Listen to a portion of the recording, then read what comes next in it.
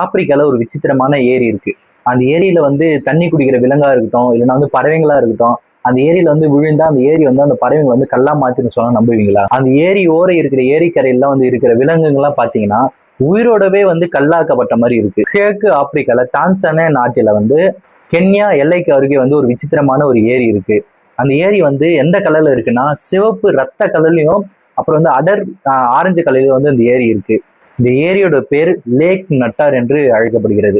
முதல்ல பார்க்கும்போது இந்த ஏரி வந்து சாதாரண தண்ணி போலதான் தெரியும். சில காலங்கள் போனதுக்கு அப்புறம் இந்த தண்ணி வந்து சிவப்பு நிறம் இல்லைன்னா வந்து அடர் சிவப்பு நிறமாக மாறுது. இதை பார்த்த சிலர் என்ன சொல்றாங்கன்னா, இந்த ஏரி வந்து பயங்கரமான ஒரு ரத்தம் கலந்த ஒரு ஏரி.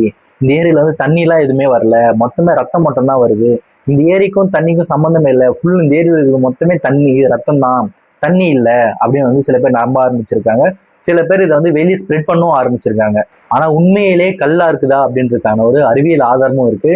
முழுமையாக வந்து கல்லாக்கப்பட்டதுன்றதுக்கான ஆதாரமும் இல்லை. எப்படி கல்லாக்கப்பட்டதுக்கான வீடியோ வந்து பார்க்கலாம். இந்த தண்ணியில வந்து உப்புத்தன்மை வந்து அதிகமா இருக்கு. மேலும் வந்து சோடியம் கார்பனேட்டும் கனிம பொருட்கள் வந்து கலந்ததுனால வந்து இந்த தண்ணி வந்து சிவப்பு நிறத்திலையும் தோற்றம் அளிக்குது. வெயில் வந்து அதிகமா இருக்கிற காலத்துல வந்து சில நுண்ணுயிர்கள் வந்து ஆல்காக்களை வந்து வேகமாக வளர்ந்து சிவப்பு மற்றும் ஆரஞ்சு நிறமாக வந்து உருவாகுது.